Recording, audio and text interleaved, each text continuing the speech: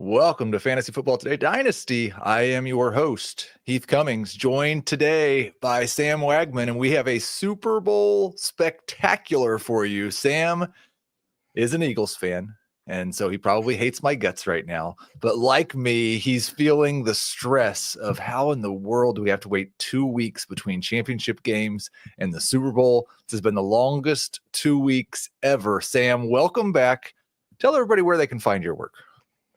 Well, you guys can find me on Twitter at Swagman95 and then over at Football Guys, doing plenty of fantasy football and betting stuff over there. But it has been a very long couple weeks. I'm happy it's Friday. I'm happy, now we get, one and a half more days and then we have the Super Bowl incoming Sunday night. Because I know you as a Chiefs fan probably feel no stress at all whatsoever, given the fact that you have been, 2-0 over the past 2 years. But I definitely have a little bit of stress right now.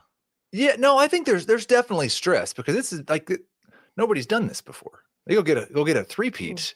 And I've also felt a little bit, and I don't know if you get this, it feels like people are trying to discount the greatness of these two teams. Like the Chiefs aren't really as good as their record. Everybody's always trying to discount Jalen Hurts' accomplishments and not viewing him as good as he's been. Nick Sirianni, people wanted to fire him earlier this year. I was just looking at this and I sent a tweet out, and I think it's got to be correct.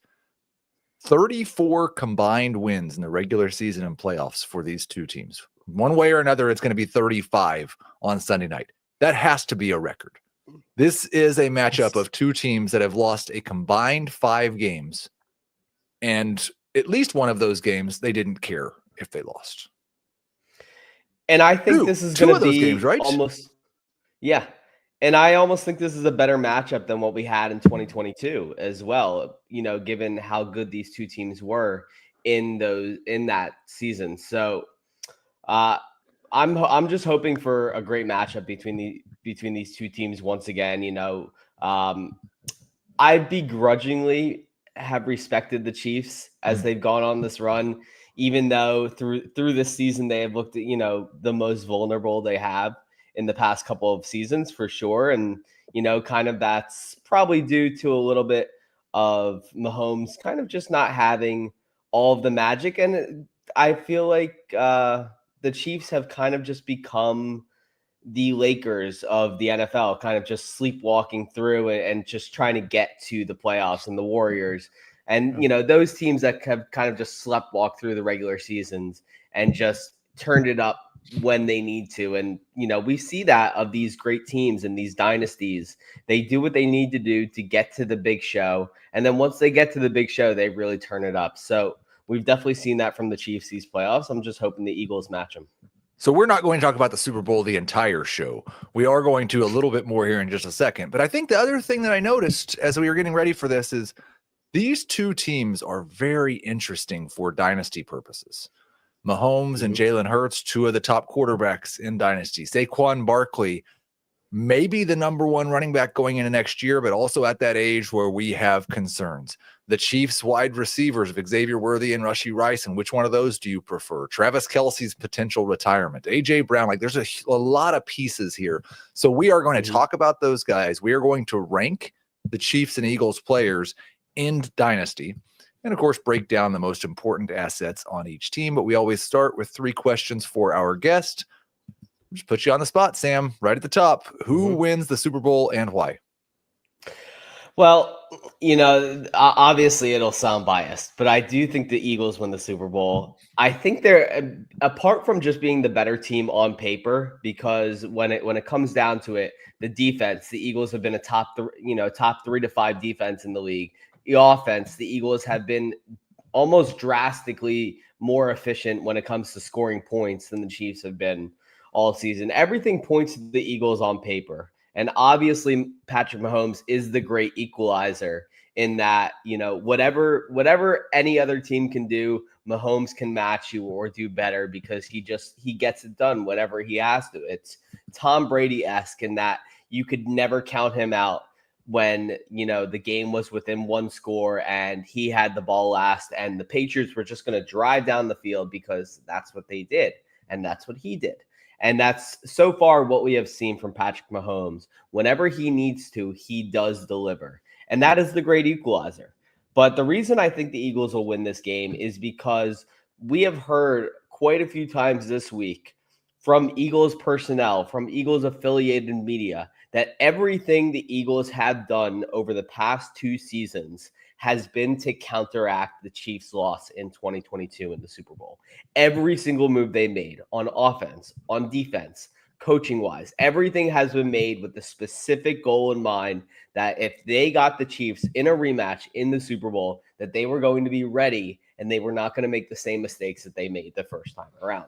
And because that game was so close, and because the margin of error was so razor thin that it basically came down to a Jalen Hurts freak fumble that almost will never happen, and the very controversial call on Juju Smith-Schuster and James Bradbury I at don't the end remember of the that call. game. No, you don't? Okay. I don't remember it at all. Okay. Yeah, okay. because it was such a margin or razor thin margin of error. Uh-huh. I feel like if the changes that the Eagles have made seemingly on purpose since that loss come through and they clean up the game, there is not a scenario where I think the Eagles can feasibly lose this game if they play the way that they want to play.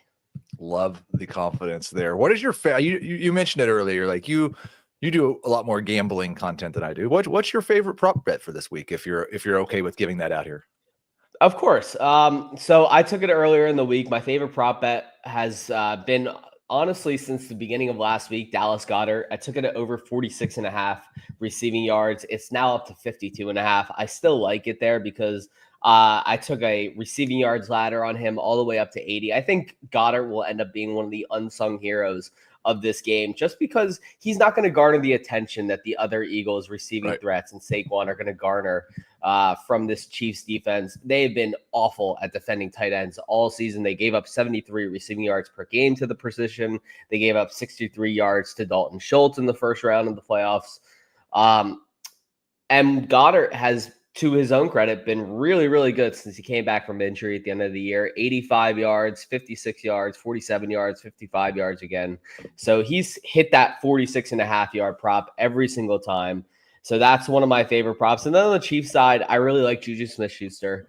Like we said, he played a huge role in the 2022 Super Bowl. He had 2 catches for 60 yards against the Bills. He's that guy over the middle of the field.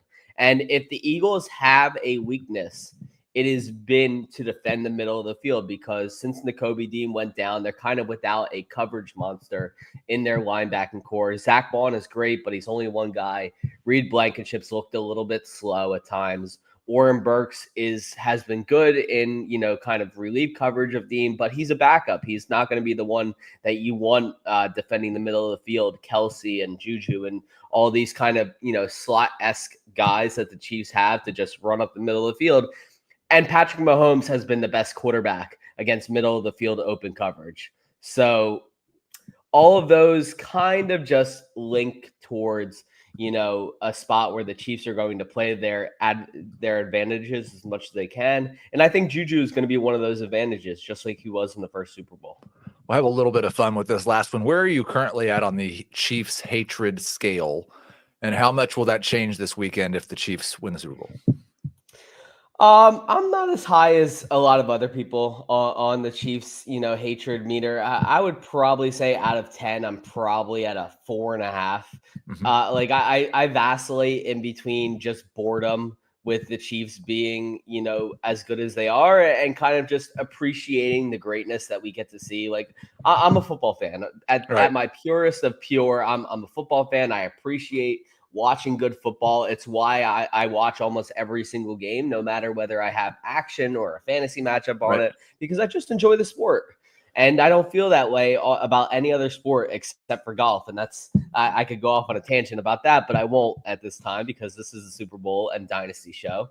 And I just love football. So, I can appreciate why people are sick of the Chiefs, especially the extraneous circumstances surrounding them, the refs, Taylor Swift, all the other stuff that like surrounds them that isn't quite football. And to some degree, I can understand, and I do kind of feel similarly to that, and that I'm a little bit sick of the conversation around that.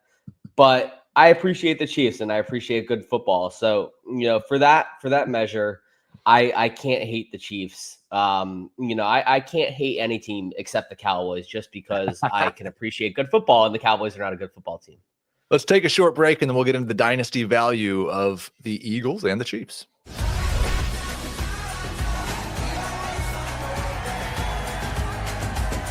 Yeah, we always find our way back home.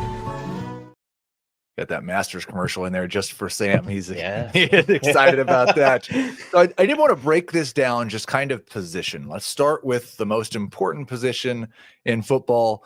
Not always the most important position in fantasy, but the quarterbacks. Patrick Mahomes, really a down year from a fantasy perspective, although he did average 24 fantasy points per game in the second half of the year. So showed the life. Yeah. Again, like as you said, it seemed like for 3.5 quarters, you're kind of bored with the Chiefs. It seems like Patrick Mahomes has been bored at times, but when he needed to go score a touchdown, he went and scored a touchdown. Jalen Hurts, if you look at his fantasy production, it's a little bit skewed by the fact he had that partial game.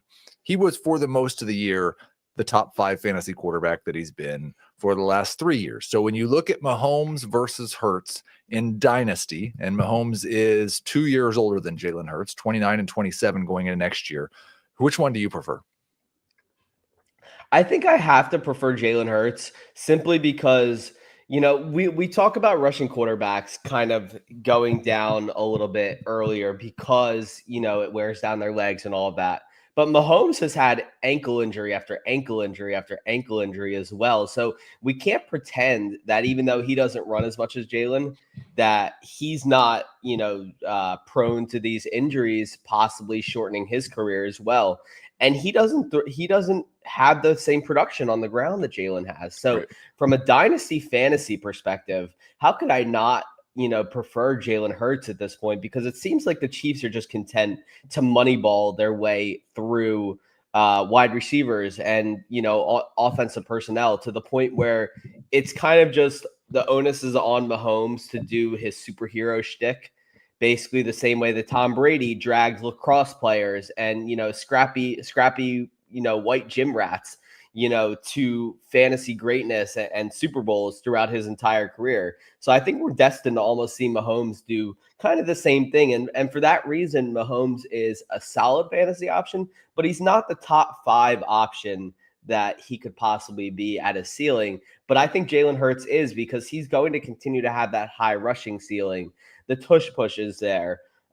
He runs the ball 9 to 10 times a game. He can rack up 50 yards easily on the ground, and he's throwing the ball more, in this new system. And he has the wide receivers and the receiving talent to rack up these bigger numbers. So while I think that Mahomes is always going to be a guy that's like inside the top 10, I don't know if he has any higher ceiling than maybe QB6 on any given year, because of the fact that he just doesn't possess that 30-point ceiling that you get with the rushing quarterbacks. So I think for that reason, I would rather still have Jalen Hurts. The concussions slightly worry me, as they should, just for about any football player at this point. But we haven't seen Mahomes have not, and obviously knock on wood as I say this, but we haven't seen him have any of those leg or ankle issues really popping up consistently so far throughout his career. I will say, like, first off, I think the answer to this question is probably, do you play in a league that rewards 4 points or 6 points per pass touchdown? I have Mahomes at QB4 and Jalen Hurts at QB6 in Dynasty, but all of our rankings at CBS are based on 6 point per pass touchdown leagues. If it was a 4 point per pass touchdown league, I would prefer Hurts over Mahomes. The only other thing I'd push back on is, I think we saw this through Tom Brady's career. A lull of a couple of years where the guy keeps winning but doesn't produce a lot of great fantasy production, and then we get lulled into thinking, oh, he doesn't really have the ability to go out and produce huge numbers, and then Brady throws for 4,850 touchdowns after a couple of down years. So I don't really doubt if the Chiefs go through a stretch where maybe the defense gets banged up and the defense isn't very good, to where Mahomes could still do that. But I do think that you'll probably have these years mixed in where he's a low-end QB1, whereas Hurts probably doesn't have as long to be a fantasy star, but he's going to be more consistently in the top 5. And to that point, I think both of these guys will be better in terms of fantasy points per game in 2025 than they were in 2024, although you do have to worry a little bit with Jalen Hurts. Kellen Moore, now the top candidate for the Saints, maybe he will decide not to take that because it's an awful job, and I don't know why anybody would. But if he leaves, it's yet another offensive coordinator change for Jalen Hurts, and we have seen that negatively impact him like we did, I think, in the second half of last year. At the running back position, I don't know that there is a more interesting question in fantasy football going into next year as how much or how do we react to Saquon and Derrick Henry and some of these other older running backs seemingly changing the math at running back. It used to be you got to 28 years old, man, we don't want that guy in Dynasty anymore. It used to be you got an old running back changing teams, man, that guy's going to take a step back. These guys just flip that on their head completely. But I guess my question is Saquon so good this year that you just trust the otherworldly talent? Or do you trust the huge amount of historical data that suggests a step back? And not just because of his age, but also because of the history of guys who have touched the ball as much as he has this year and run for 2,000 yards. Those guys almost always take a step back. Yeah, I think we do have to worry about Saquon on some level. You know, I'm not going to trot out the old, he had too many touches, so it's kind of a wash that he gets injured next year, because God forbid, that would be horrible. I do think there's something to say that Saquon did just about everything he could possibly do, short of breaking Eric Dickerson's record, which he probably breaks if he plays in Week 18. Right. For that reason, and that reason alone, I do believe that the Eagles will bring in another type of back to replace him. You know, if Kenny Gainwell were to depart, if Will Shipley weren't to be up to their standards, I think the Eagles are perfectly happy to either draft a back or bring in, you know, a hammer type of back, someone that can take a lot of those short yardage plays for Saquon, because we've seen Saquon kind of just say, no, I'm good. I don't need to get every spare yard that I can get. Let the other guys get it. Let me, catch my breath here. Saquon, I think, is focused on longevity. And I think that now that he's in a space where he can I think he can do almost whatever he wants at this point, and he will be, a guy that is relied upon by the staff, and he will be that kind of guy that doesn't need to play every single down, but he's going to make himself known in every game because he has the ability to break off these crazy 65-yard touchdown, just scampers at any given notice. And because of that, I think that we just see him take a little bit of a step back much more than he did this year. I think we see a lot more breaks from him because the Eagles will want to keep him as healthy and fresh as possible. They are in the prime of a Super Bowl window right now. I think this year is probably going to be probably their best shot, but next year they're going to have a great shot as well.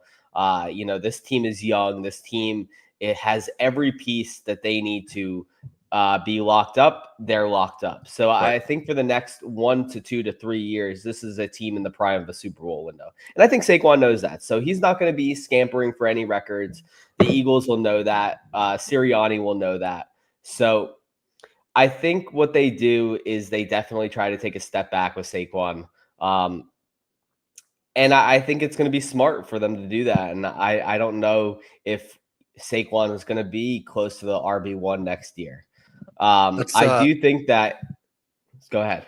No, I want to get over to the other side because Isiah Pacheco was close to a consensus top 12 running back at this time last year because of the age. He was finally getting the touchdowns and then had the broken leg. And I was really concerned about him looking anything like himself for the remainder of this year. He has not looked anything like himself. 29-year-old Kareem Hunt is currently a better running back, and we'll talk about Hunt in just a moment if he has any dynasty value. But I wonder if you think that Pacheco has just completely lost his dynasty value, or are you expecting that he gets a full off season, he comes back next year and is pretty much the guy he was before? If we're talking about the top 12 dynasty value, I don't think he ever should have been there to begin with. So no, I don't think he ever comes back to that. I've never been sold on, the Isiah Pacheco hype train. I saw him as a nice gimmick, as a nice story. Cool that he runs so hard, and it just invokes that viral meme that went everywhere. You hand the ball off to Isiah Pacheco and he's just running full speed and just thundering down the field. But that only works so long until people kind of get that's the gimmick with him. And all of a sudden they're loading the box and he can't really do anything against loaded boxes. So we saw that a lot this year. But I do think that coming back from, breaking your ankle is a serious thing that takes time to fully recover from. And I think that he might have come back a little bit too early. Yeah, for sure. I will be interested to see next year with a full off season of rehab, God willing, nothing happens to him in the Super Bowl. I will be really interested to see how he looks in the training camp and OTAs and everything like that. To see if he can be one of those guys that we draft in like the 8th or 9th round, kind of that RB dead zone type. I think that's where he will fall if he doesn't look like he's completely lost his edge in the Super Bowl. But I'll be interested to see what happens there. So I'm somewhere in the middle. I'm somewhere in the middle in between lost everything and is still that top talent. I would definitely take the under on his yards in the Super Bowl.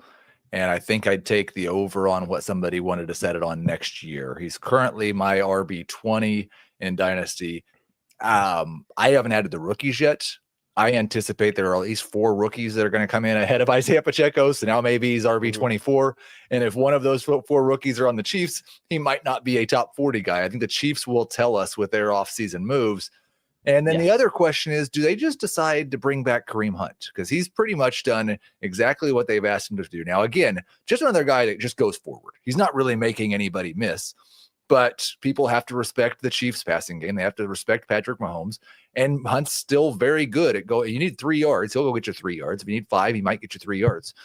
Do you think that Kareem Hunt or Will Shipley matter in Dynasty, or is it just whether or not the Chiefs bring Hunt back?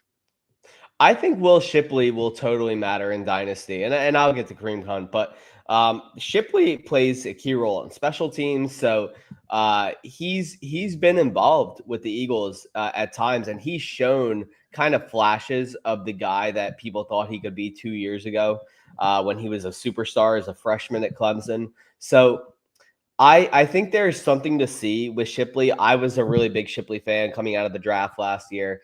I think that he is currently the favorite to be the RB2 next year for the Eagles, depending on what they do with Kenny Gainwell. Let's put Shipley in context, because people are going to have to make decisions heading up to April about roster cuts and to make room for draft picks. So if your choice is hold Will Shipley or make a rookie 4th round pick, you're holding Will Shipley? I'm holding Will Shipley, yes. Hold Will Shipley or make a rookie 3rd round pick? It depends who's on the board there, because this class is starting to get a little bit deeper for me, but I'm still going to lean towards Will Shipley a tiny bit. And then definitely a 2nd round pick over Shipley. Correct. Okay. Correct. I think that's a good way to put it in context. And I think we got to remember Kareem Hunt did not have a team at the beginning of the year. So if we find out before the NFL draft that the Chiefs have brought him back and they're just going to go with Pacheco and Hunt going into next year, then Hunt's going to be someone who needs to be rostered.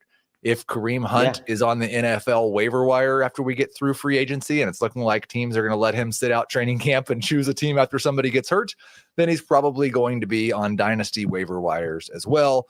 There is so much talent between these two teams at the wide receiver position. One of the most interesting one, though, for Dynasty purposes is not going to be playing. Rashee Rice, dealing with both his recovery from a PCL injury and a potential suspension in the 2025 season. And I think that makes him really difficult to rank, because if you just look at what Rice did in the second half and playoffs of last year and look at what Rice did when he was healthy earlier this year, like he looked like a top 10 dynasty wide receiver, no doubt about it. But we don't know how he's going to recover from this knee injury. We don't know how many games he's going to play next year. And Xavier Worthy has emerged at the end of this year, much in the same way Rice did at the end of last year. So what are your views on where Rice should be ranked? And are you more worried about the suspension or the knee? So I was really coming around on Rashee Rice right around the time of the injury. The first month of the season. I mean, he looked terrific, and I did not have him anywhere. So I will say that I'm, happy that I didn't have him anywhere because, kind of no harm, no foul, no skin off my back type of thing. But he looked terrific, and I think it carries over. I don't, I'm not an injury expert, so I'm not going to speculate. I can't speculate, but from what I've talked to, with different injury experts around the space, it seems like this was the best case scenario that we could have gotten with Rice.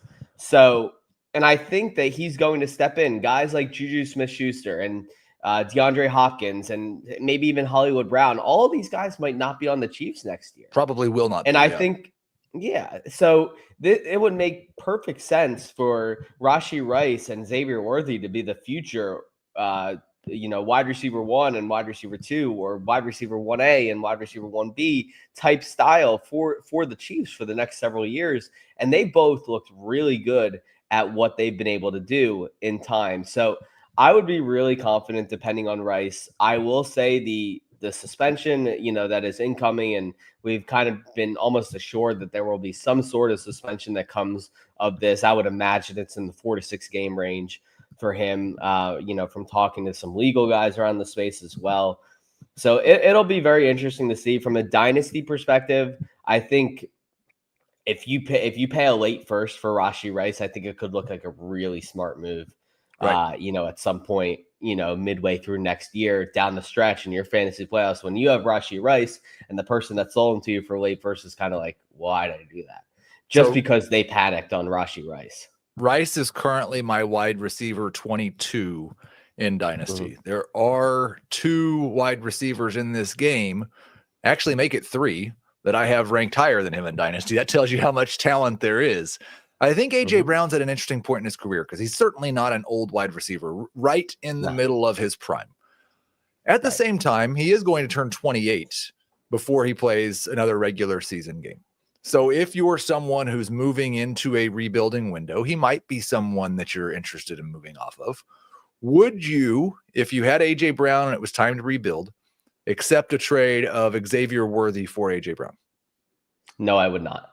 And the reason I would not is because I think A.J. Brown is extremely unique in what he offers you. He offers you the ability to be a downfield wide receiver. He offers you the ability to be a short to intermediate wide receiver. But most of all, he offers the ability for yards after the catch, and just is true as shown that he can rank at the top of the NFL in yards per route run and just be kind of that do everything wide receiver 1 that we have seen is so exceedingly rare in this league, over the past several years. I just don't think that there's a reason to get rid of him simply because he had a few down weeks at the end of the season while he's been nursing a knee injury for the past, month plus.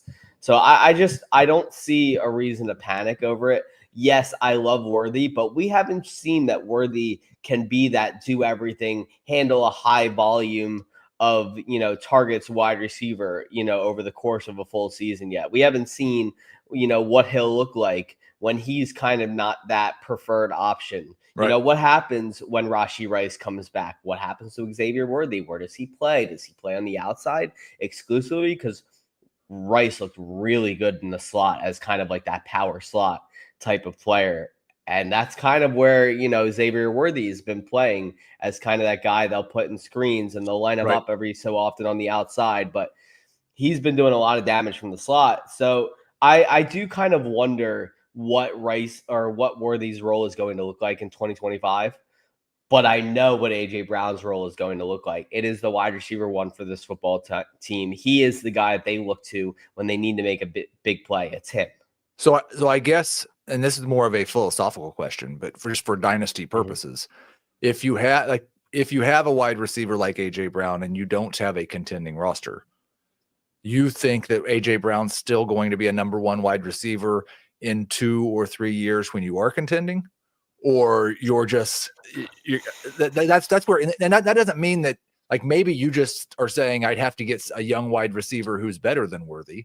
Would you accept a Marvin Harrison in that situation? Would you accept a Ladd McConkey? Would you accept a Brian Thomas Jr.? I think we'd all say yes to that one, probably. Yes. Or are we like Xavier Worthy and a second, or Xavier Worthy and it's going to take a first to get there? Like, I think it's just, that's what I think about, is these people who have Brown and maybe like the rest of the team got old and it's time to go through the rebuild process. Do you hold a guy at his age through maybe a 2-year rebuild?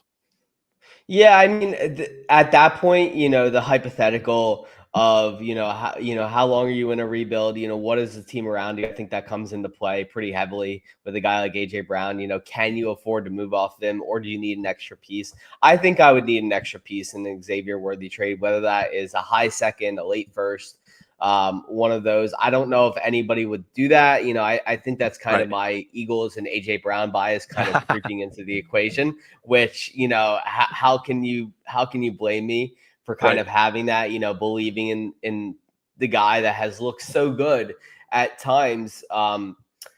But everyone is going to hold the Eagles passing offense against you in negotiations. So and I think the new offensive coordinator is really may have an impact on that as well. Like, we knew that Kellen Moore would probably want to throw the ball more than what the Eagles had, and they still ran it a bunch.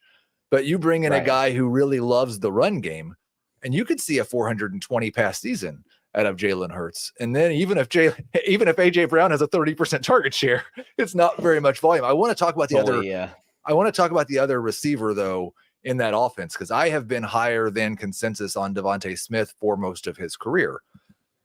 We're also 4 years into that career. He's going to turn 27, I think, he just turned 26.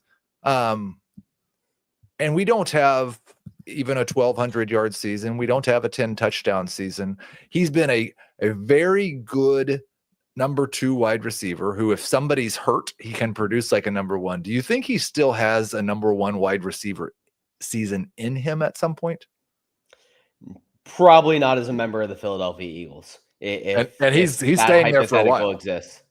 Yes, that hypothetical exists, that if he were to leave the Eagles, I am radically, militantly confident that he would be a wide receiver 1 in almost any other offense, which hurts me because I also have been extremely overweight on Devontae Smith. I consider myself one of the leaders of that hype train.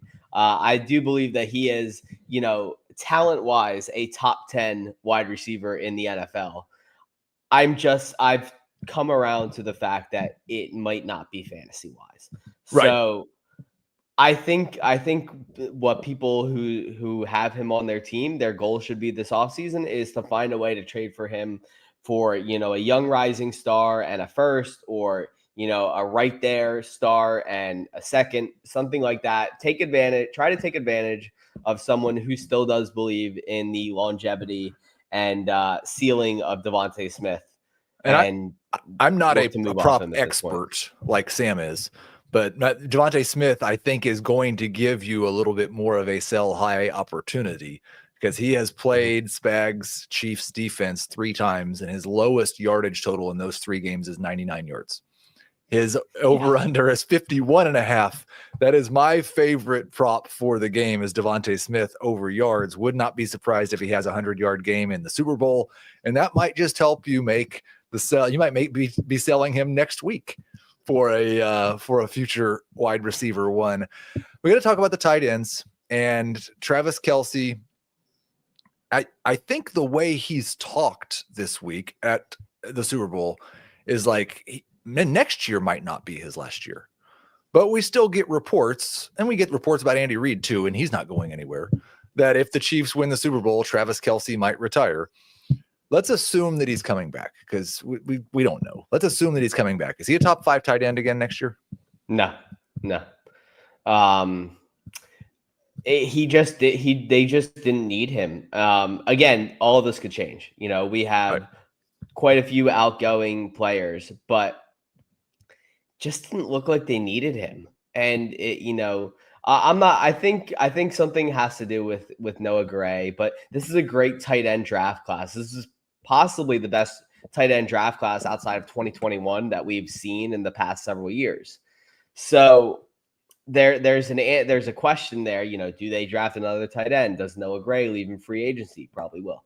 What do the Chiefs do on offense? There are so many questions that we need to answer before we can realistically answer whether Travis Kelce is a top 5 tight end. But right now, I don't think he is. Sam Laporta is there. Like there are other options that will keep him at best on the fringe of top 5, reliability. So I think for dynasty purposes, he's on the fringe of top 12, like just not really in that conversation because who knows how many years he will play. Oddly enough, he finished last year in total fantasy points as the number 5 tight end in fantasy football. Mm-hmm. Now he had a stretch after Rice got hurt and before Worthy emerged where he was just the offense again, kind of like he has been for portions of the postseason. I would not be surprised if he is again on Sunday. I don't think there's any doubt about whether the ability is there. I think the doubt is, do they need to do that all season long, or are they just trying to keep him healthy for the AFC Championship game? Because that's kind of when the season starts. I would say that if Rice has a suspension of 8 or more games, then I think Travis Kelce will be a top 5 tight end next year.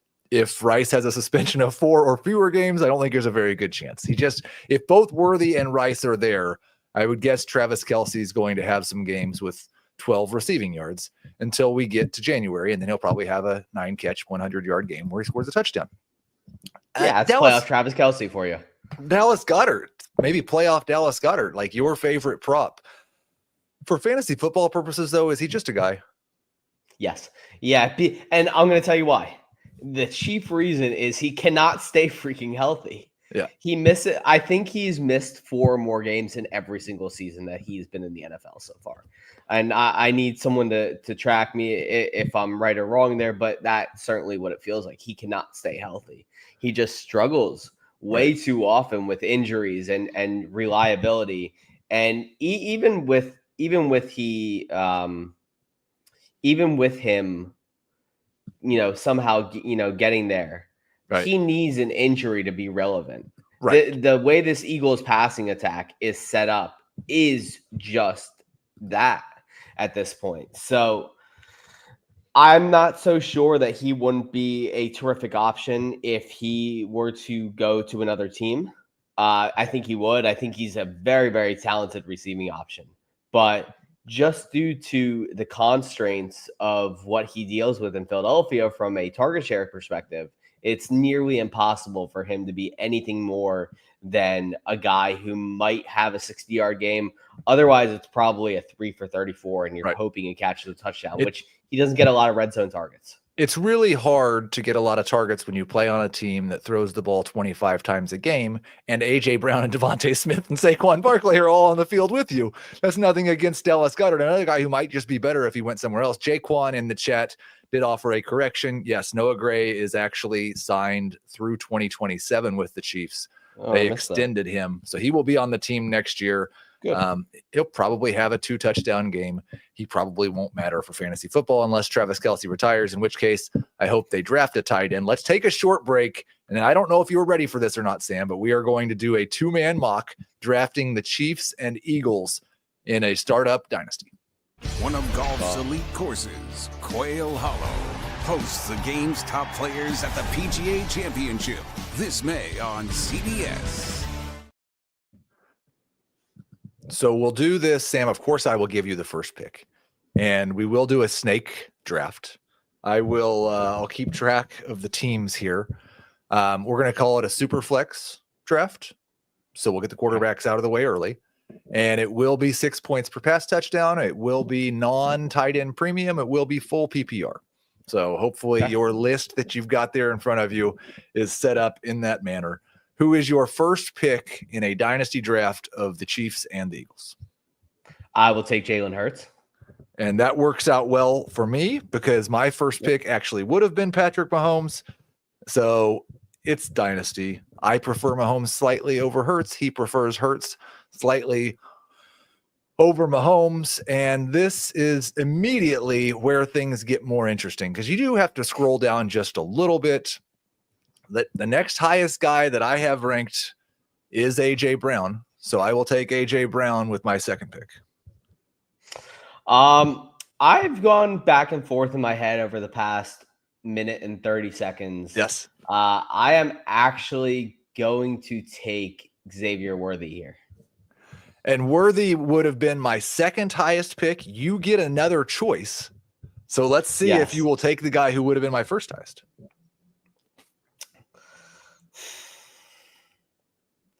I'll take Saquon. Yep. Yeah. I have Saquon. at 49th overall, and I have Worthy at 51st overall. So just like those two guys were definitely the guys that I had next on my radar. You started off through 3 rounds with Jalen Hurts, Saquon Barkley, and Xavier Worthy. We've also got Joey Wright saying this show usually has swag, but today it has a swag man. Excellent. You always enjoy having Joey in the chat. I think there's one more. Well, I don't know if it's easy, but I'm going to oddly stack the Eagles wide receivers with Patrick Mahomes. So I've got Devontae Smith as my next pick, and then I'll go Rashee Rice with the next pick after that. So I have Mahomes, A.J. Brown, Devontae Smith, and Rashee Rice. I'm not sure if I'm going to make myself choose a non-wide receiver next, but it seems like I probably should. And I feel like we've reached another point, Sam, where there's a big drop-off in terms of who you might want to take. I have to scroll a long ways down my dynasty rankings to see the next Chiefs or Eagles player. We may get to the point here very quickly of, can you think of another Chiefs or Eagles player? Who are you taking here? Hurts, Mahomes are off the board. Saquon's off the board. The top 4 wide receivers, Worthy, A.J. Brown, Devontae Smith, and Rashee Rice are off the board. Dallas Goedert. And excuse me as I go down my own rankings here. Dallas Goedert, and I'm going to put an interesting one. Actually, let's see. You didn't take Travis Kelce, did you? I didn't. I'll take Travis Kelce. That is a really great strategy move there. You took both the tight ends. There's no way I'm going to have a good team now.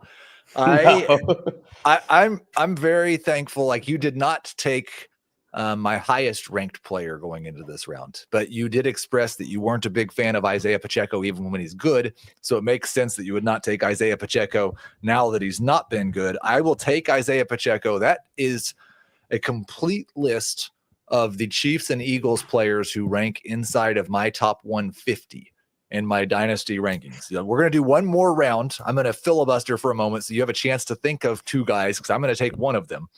But you have Jalen Hurts, Xavier Worthy, Saquon Barkley, Dallas Goedert, and Travis Kelce. What a great move that was. I have Patrick Mahomes, A.J. Brown, Devontae Smith, Rashee Rice, and Isiah Pacheco. And now I have to find another Chief or Eagles player that is not inside of my top 150. Scroll a little bit further.